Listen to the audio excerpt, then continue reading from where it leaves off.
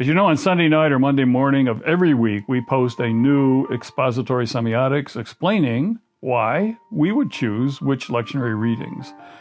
But in these readings, our dream is, and our desire is, to help you read the signs and fondle the details and spot the seminal metaphors, the condensed signs and the stories that are key for preaching to a digital culture. So strap on your seatbelt and join us as we prospect our passages for today.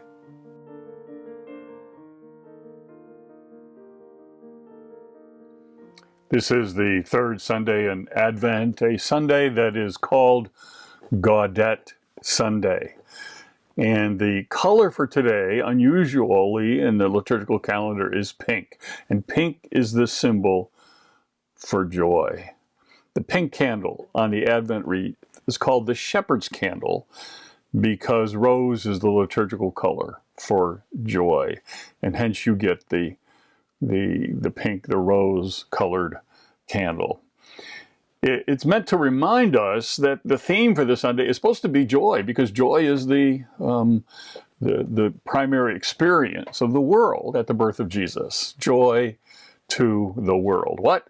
The Lord is to come. Maranatha. Now, our passages for today are, keep this theme going. There's the Zephaniah 3, sing aloud, shout, exalt, the King of Israel, our Lord, is in your midst. He will rejoice over you with gladness. He will exalt over you with singing. I love that we have an image here of God singing over us. Just so joyous at that relationship that God has with us and with all of creation, that God sings. Isn't that an amazing thought? God sings over you. God sings over me. The Isaiah passage, surely God is my salvation. I will trust and not be afraid. With joy you will draw water from the wells of salvation. Sing praises to the Lord, for God has done gloriously. Shout aloud and sing for joy. And then the great anthem of joy, the joy anthem. Maybe the most joyous passage in all of the Bible, Philippians 4:4-7. Rejoice in the Lord always, as Paul is writing this in prison. But the most joyful passage you can find coming from the jail with his hands and feet in chains. Again, I will say, because he's not sure we got it the first time, rejoice. And the peace of God, which passes all understanding, will guide your heart and guide your minds in Christ Jesus. But the gospel reading today, gospel passage, Luke 3:7-18, is this appearance of John the Dipper and his appearance in the crowd where he is talking about the one who is to come. Prepare the way. People were filled with expectation. They were longing for the Messiah. And John appears on the scene and says, he's coming. I'm preparing the way for him. And I baptize you with water, but he is going to baptize you with fire. And the people were in a mood of comforting themselves and looking for comfort in Abraham and in other biblical figures. And John comes on the scene and says, no, you got to look for your true comfort. Your true comfort is in what would later be called the Paraclete, the Comforter. The Comforter is coming, has come, and is to come. Maranatha. I'm going to give you some semiotics of what you could do with these passages today. So really, this is the joy of doing semiotics. Talk about joy. Is that you're going to end up with like 5 different sermon possibilities you could take just from these passages that we've enumerated today. But I'm going to try and weave them all together as one. So this is one, but you can take it in 5 different directions. In fact, one little story I'm going to give you from the chief rabbi of the Commonwealth of England, Great Britain, Jonathan Sacks. Just before he died, he gave this one little story. You could do this one story I'm going to give you as as a whole Christmas Eve meditation, New Year's Eve. I mean, just a meditation that the one little story itself could be the whole sermon. So let's have some fun today. Let's experience the joy of the Lord, which is our strength. Sometimes I think the church is so listless and lethargic and just in some ways lost, is because it's lost the joy, which is our strength. So let's talk about these semiotics of these passages. And the essence here I want to deal with is, what is the Christmas spirit? And how do you define what is the Christmas spirit? I was thinking about this as I went to Rite Aid for a booster shot. And the website said, walk-ins welcome, come between 2 and 3, and we'll take care of you. And so I was in Anacortes and decided that at just at 2:30, I had a few minutes, so let's go in and get my booster shot. So, and I walked in and I see a place that said booster shot, so I went back to the pharmacy to the pickup window and just asked, is this where you get a booster shot, or where should I go? And immediately, now I know this person had a bad day, but I got unloaded on about, we don't get booster shots. How dare you think you can walk in and just get a booster shot? And I said, well, I'm just doing what the website told me to do. And it may say drop-ins, but that's crazy because the next one available, and you got to schedule an appointment. It's 2 weeks away, and blah blah blah. And I got, well, that is certainly. I didn't say anything. I just walked out quietly. I go, that's a person who's not having a good day. Now, the next day, I needed to go in and pick up a prescription, so I went back, and looked like a whole new staff. And the person who handled me and gave me my prescription was the most wonderful, charming, upbeat person that I had encountered really that whole week. It was just fun to be in their presence. And I have to say to them, you are I just can't tell you how much I appreciate your sweetness of spirit. I mean, you just could smell Christmas all over you. And she said, well, I've decided every day, this is a young kid, every day you have two choices when you get up, that you can be cheerful or you can be cranky. And I choose to be cheerful. And I said, you have really showed me some Christmas cheer today. Thank you. And the essence of the Christmas spirit, I think, when we talk about what it means to exude the Christmas spirit, is comfort and joy. What did the angels say unto them? Fear not. In other words, be comforted. Find comfort. I bring you glad tidings of what? Great joy. Great joy. So here to me is the essence of what the Advent season is all about, and what a Christmas spirit is at base and at root. It is a spirit of comfort and joy. Comfort. The comfort of the past, of tradition. That's why my Christmas Eve service, I want the tradition. Don't get creative with me on Christmas Eve. I want the smells, bells, chants. I'm as high Church Episcopalian, Eastern Orthodox as you can get on Christmas Eve. But on Christmas Day, you want to celebrate Jesus' birth. I'm as Pentecostal as you can get. Let it rip. Let's experience the joy. So I want the comfort of the tradition on Christmas Eve. I want the joy of of this new birth, this new baby in a manger on Christmas Day.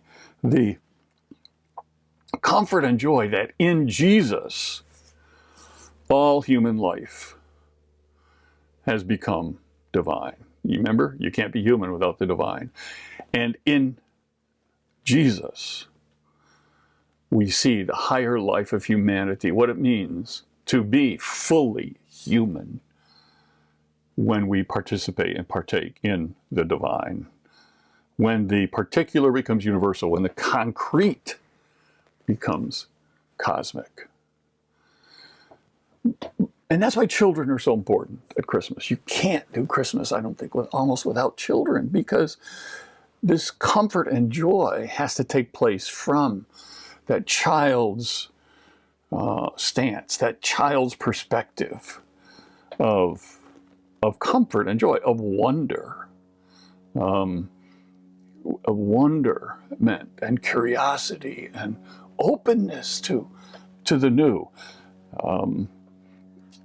We become a child at Christmastide, and we are the better for it every year by becoming a child again. I didn't say become childish. Jesus said, unless you become as a child. And Christmas is when, again, we become. Child is not something you grow out of, you grow into. We become at Christmas a child again, so that we can just relish in what it means that the impossible becomes possible, the infinite becomes finite, that God becomes flesh, God becomes all human flesh. And Jesus, as holy child, is every child. Arab flesh, Brunean flesh, Creole flesh, Zulu flesh, Inuit flesh, every flesh in the world. Jesus, the child, the Christ child, is every child. Now, when you're raising children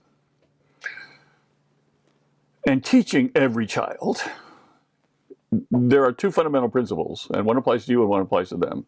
The principle that applies to you as their teacher and mentor and caretaker is do no harm. God made every child one of a kind, original, unreplaceable, irreplaceable, singularity. And to harm in any way that uniqueness that God has planted, that divine uniqueness, that divine image in every single, that is almost the unpardonable sin. So it is do no harm. But from a child's perspective, the one that applies to them is for them to grow into where God is calling them to grow and to become that one of a kind, particular, original. They have to. You ready? Look up. Every child needs to look up. Every child wants to look up. Every child is eager to look. First of all, they have to, physically, but psychologically and in every other way. Part of what it means to be a child is you have to want to and need to look up, to raise your head in awe, to raise your head, to look up in wonder, to look up at the sky and the stars, to look up at things that you aren't used to seeing, to raise your heads and admit, I don't know it all. I don't know it all. I confess of my know-it-allness, and I want to learn more. To raise your heads to receive the gifts from God that God has for us that are all around us. The first words of the Hippocratic Oath, do no harm. First words in healing, do no harm. The first words in cleaning are look up. And I think put the two words together and you have the essence, the alpha and omega of a fulfilling and fulfilled life. And by cleaning, I mean this both cleaning the house, but I also mean this in a larger sense, a clean house, a clean mind, a clean spirit, a Christmas spirit. I also mean this literally for the birth of Jesus. The birth of Jesus was a celestial event. And the heavenly signs of a wandering star and hosts of heaven were the first communications of this heavenly event that you would miss if you didn't what? Look up. So you look up to receive, to see the Messiah. You look up to receive the Messiah. If you don't look up, you can miss it. And a lot of people missed it. Remember, the only ones there were these shepherds and then later the Magi. But a lot of people missed it because they didn't look up. Every day you have the choice, as this incredible Christmas-spirited pharmacist said to me, you can be cranky or be cheerful, and you can look down or you can look up. How are we going to spend every day? Look down or look up? When I was done getting my prescription, I went down to, there's a marine nautical hardware store at the very end of Commercial Avenue in Anacortes. And as I was leaving, I just was basking in all the delights, these nautical antiques and artifacts. And I said to the owner, I said, you have some unbelievable surprises here, and both old and new. You've got some local artists that are doing some incredible stuff that you're hosting. But really, I said, the best stuff is hanging from the rafters. It's hanging from the ceiling. It's in the corners up on top of the shelves. And she replied, yes, and most people miss it because they never look up. How much wonderment, how much amazement, how many epiphanies, how many manifestations of the divine are we missing because we fail to look up? You have to look up to see it. And every temple, every cathedral is designed to lead your eyes upward so that you look up. There's one thing you almost can't do when you're in a cathedral or when you're in a temple. You can't look down. You have to. Just the whole architecture of the place, the architectural preaching, homiletics, forces you to look up and to see the grandeur and majesty of God. And Jesus is, remember, the new temple. And his presence lifts us up. And his presence in our life, and especially at Christmastime, helps us to look up. It lift up your head. I will lift mine eyes unto the hills. From whence does my help come? My help comes from the Lord. Lift your eyes up. Look up. That's where your help is found. And the temple was a scale model of the universe. And so the cosmos was represented in that temple. And so Jesus, the new temple, is also inviting us to look up to the universe, to all creation, to the cosmos. And Jesus as the new temple isn't constricting because each of us is called to be a part of that. Your body now is the temple, and the temple of the Spirit of Christ. So to look up is to look around and to see what God is doing all around us and the amazing things that are going on, the surprises, the advents and adventures of living in the Spirit. And when you are in a mode and mood to look up, do you know what? Things will look up. Things will be looking up. When things get better, that's what we say. Look, things are looking up. And that's one of the reasons we also say when people are looking down, that's what I should have said to the first person who waited on me at that pharmacy. Chin up. Chin up. Look up. And the power, that's the power of music.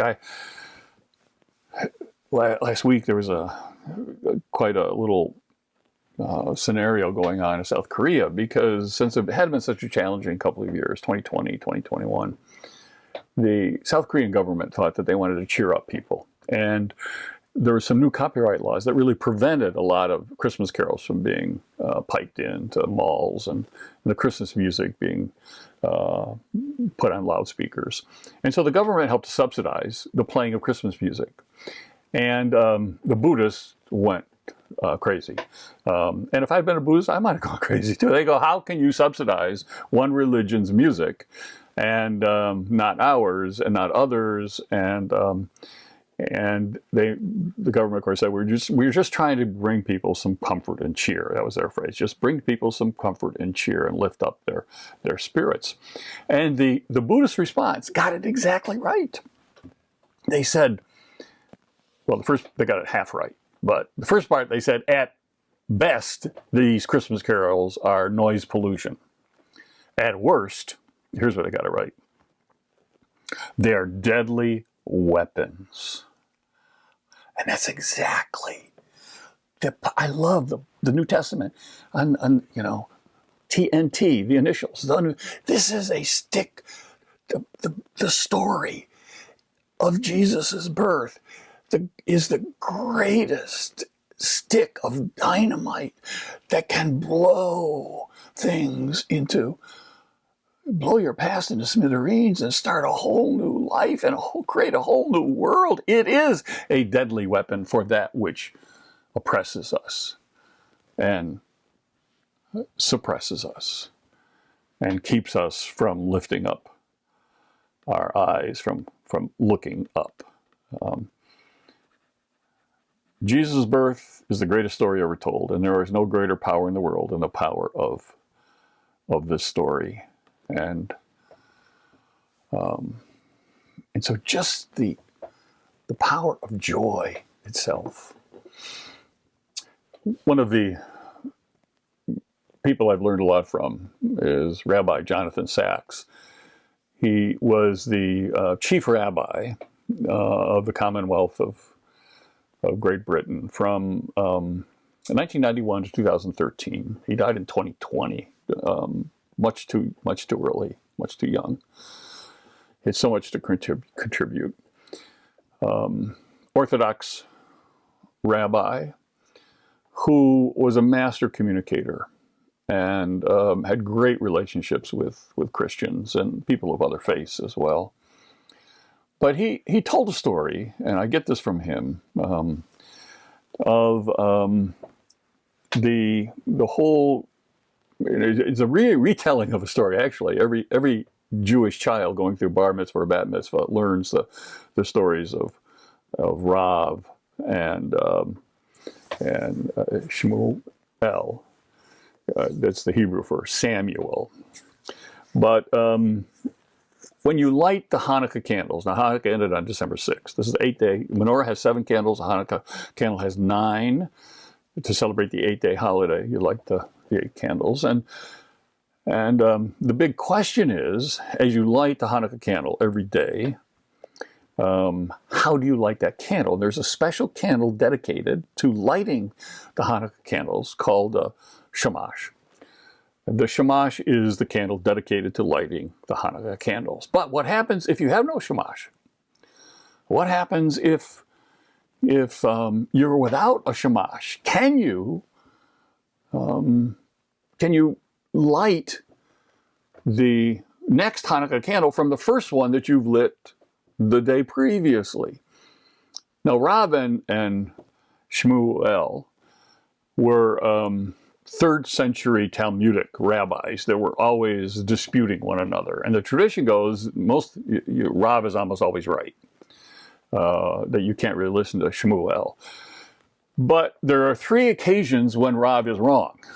And this is one of the occasions, because Rav says that no, you cannot take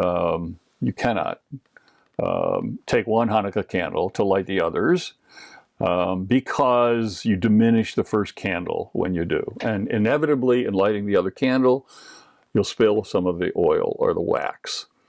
And you don't do anything, Rav said, to diminish the light of the first. And Shmuel disagrees. And here is one of the 3 cases where the law says that Shmuel is right and not Rav.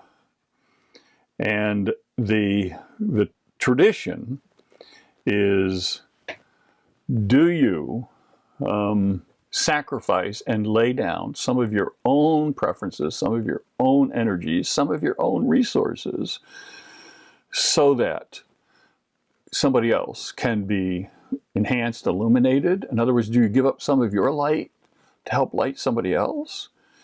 And the other tradition says, no, when I use the flame of my faith to light a candle in somebody else's life, my identity is not diminished, but it grows, because there's more light in the world. And I can actually make my life even better and more illuminated when I lay down some of my light and give it to somebody else. So the tradition finally settled, not on Rav, but with Shmuel. Take the flame of your faith. Help set other souls on fire. Help light their path. And don't worry about losing some of your own wax and some of your own oil. Just help to fuel the flame of the light of the world. Now, we believe that Jesus is the light of the world. And we believe in the song that actually is my favorite Simon and Garfunkel song, and now my favorite pentatonic song, O tidings of comfort and joy, comfort and joy. O tidings of comfort and joy. When we use our light, even if it diminishes us a bit, to light the light of somebody else's path and candle, the whole world is lit in a whole new light and gets stronger for it. That's comfort and joy. In the words of Handel's Messiah, comfort ye, my people, saith your God, speak ye comfortably to Jerusalem, and cry unto her that her warfare is accomplished, her iniquity is pardoned. The voice of him that crieth in the wilderness, prepare ye the way of the Lord, make straight in the desert a highway for our God. Comfort ye, my people. To light from your candle somebody else's candle is to comfort ye, my people. And I say that's a strange use of the word comfort, but it's actually the original meaning of the word comfort. In 1066, Bayeux Tapestry has in pictures the story of the Battle of Hastings, when William the Conqueror comes in. And it has one little panel in this Bayeux Tapestry of the brother-in-law of William the Conqueror. His name was Bishop Odo, wielding a club in back of some soldiers. And you're going, what in the world is this doing? Here's a bishop. Now, the soldiers have weapons and swords, but the bishop only has this club.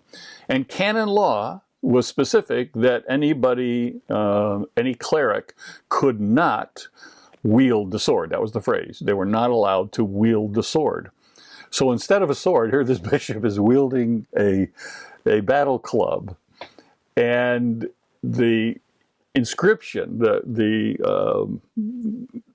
in Latin, the words above this little panel of him kind of wielding this club in back of the soldiers in front of him are these words, and I'm not going to give you Latin, but the translation is, here Bishop Odo, holding his club, comforts his soldiers. Okay? Here Bishop Odo, holding his club, more like wielding his club, comforts his troops, comforts his men, comforts his soldiers. Now that's a strange use of comfort, but the original meaning of comfort, it has both this double meaning, which is, you take care of somebody and bring them comfort, but comfort also means you strengthen, you embolden, you enable. And here Bishop Odo is strengthening, comforting, emboldening his troops under this hail of arrows to go into battle and to fight this, we know it today as the Battle of Hastings. This notion of comfort that we have, you don't really find it. The whole idea that furniture ought to be comfortable. Have you ever looked at castle furniture? Ever looked at medieval furniture? This idea of comfort as we know it, plush, kind of embracing. This is basically a modern concept. You get it post-medieval period. The original meaning of it, and hence the word paraclete, translated as comfort. The comforter shall come. It doesn't mean a blanket's going to attend you for life. It means the comforter. The Spirit is going to embolden you, ennoble you, empower you to live the living of this day. So the Christmas spirit, this word, and I say comfort and joy, it has this double meaning of comfort. All right, as any caretaker knows, if you're taking care of somebody who's just gone through surgery, they need your comfort, which is your tender love and care and assurance. But they also need that comfort that gets them off the couch, off the bed, exercises their muscles, and comforts them with encouragement, with, you can do this. Yes, go one step further. And so our world needs both senses of comfort this year. And so the Christmas spirit, as comfort and joy, needs to reflect this sense of comfort. And so I challenge you to get people to look up, to help people receive the comfort and joy that is coming to earth in the coming Messiah, and give to others the comfort and joy that comes to them from the expectation of the greatest night in the history of the world. Oh, silent night, the night when I bring you glad tidings, comfort of great joy that shall be to all peoples. For to you is born the ultimate comforter and joy. Maranatha.